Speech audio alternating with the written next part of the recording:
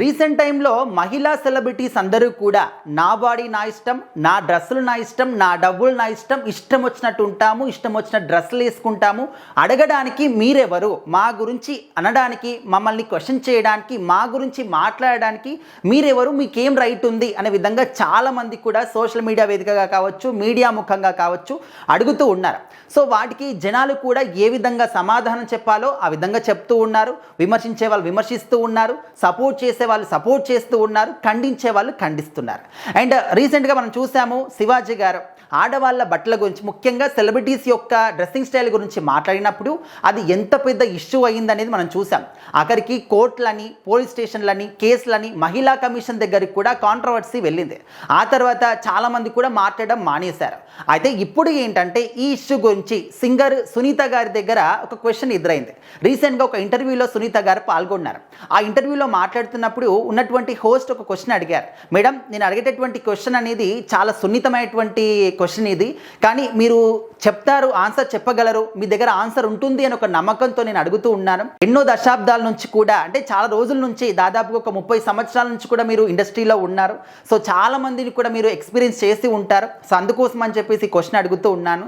So రీసెంట్గా చాలామంది కూడా నా బాడీ నా రేట్ అనే విధంగా అంటూ ఉన్నారు. సో దానిపైన మీ అభిప్రాయం ఏంటి, మీరేం చెప్తారు అని చెప్పేసి అడిగినప్పుడు, సో దాని గురించి నన్ను ఎందుకు అడుగుతున్నారు అంటూ సునీత గారు చెప్తూనే అందరికి కూడా చెంపపెట్టులాగా ఒక సమాధానం అయితే చెప్పారు.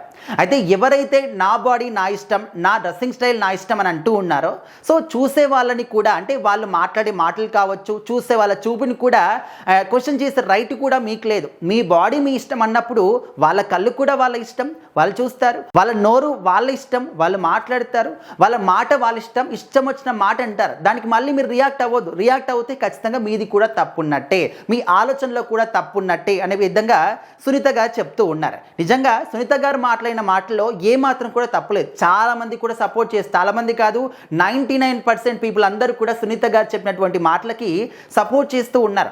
ఎందుకంటే వాళ్ళు ఇష్టం వచ్చినట్టు డ్రెస్సులు వేసుకుంటే వాళ్ళ ఇష్టం, అది తప్పు లేదు అనుకుంటారు. కానీ మరి ఎదుటి వాళ్ళు చూసే చూపులో ఏ విధంగా తప్పు ఉంటుంది? మీరు వేసుకోవడంలో తప్పు లేదు, నా ఇష్టం అన్నప్పుడు చూడడంలో కూడా వాళ్ళ తప్పు లేదు, అది కూడా వాళ్ళ ఇష్టం. దాన్ని క్వశ్చన్ చేయడం కానీ, దాన్ని ఖండించడం కానీ, వాళ్ళని అది చెయ్యాలి, వాళ్ళని ఇది చెయ్యాలి, శిక్షించాలి అనడంలో మీ దాంట్లో కూడా ఖచ్చితంగా తప్పు ఉంది. మీ ఆలోచన విధానం, వాళ్ళ ఆలోచన విధానాన్ని చూసే చూపునే విధంగా మార్చుకోమని మీరు చెప్తూ ఉన్నారో, మీ ఆలోచన విధానాన్ని కూడా మీరు మార్చుకోవాలి. అంటే మీకు సెక్యూరిటీ పరంగా ఎలాంటి ఇబ్బందులు లేనప్పుడు, ఎలాంటి ఇబ్బంది కలగనంత వరకు కూడా మీరు ఆ విధంగా డ్రెస్సింగ్ వేసుకుంటారా, ఏం చేసుకుంటారు అది మీ ఇష్టం. కానీ ఎదుటి వాళ్ళని అడిగేటటువంటి రైట్ కూడా మీకు లేదు. సో వాళ్ళు కూడా సవాలక్ష అంటూ ఉంటారు, అవన్నీ కూడా మీరు కూడా పట్టించుకోవద్దు. పట్టించుకున్నారంటే మీరు కూడా తప్పు చేసినట్టు అనే విధంగా సునీత గారు చెప్పారు. నిజంగా ఈ మధ్య కాలంలో చాలా మందికి కూడా ఇది అలవాటుగా మారిపోయిందన్నమాట.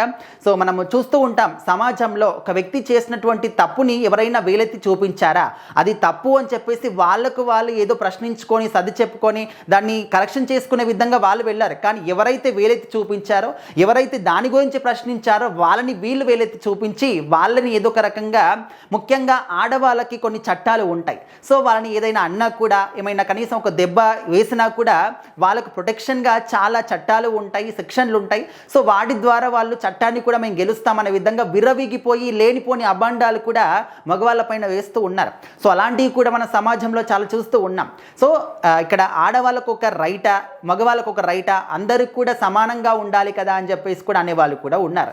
సో మొత్తానికైతే సునీత గారు డ్రెస్సింగ్ స్టైల్లో చెప్పినటువంటి ఆ మాట కొంతమందికి ఎక్కడ తగలాలో అక్కడ తగిలింది, చెంపపెట్టులాగా సమాధానం చెప్పారు. సో కొంతమందికి ఈమె మాట్లాడేటువంటి సునీత గారి మాటలు విన్న తర్వాత అయినా కూడా బుద్ధి రావాలి అని చెప్పేసి జనాలు కూడా అభిప్రాయపడుతూ ఉన్నారు.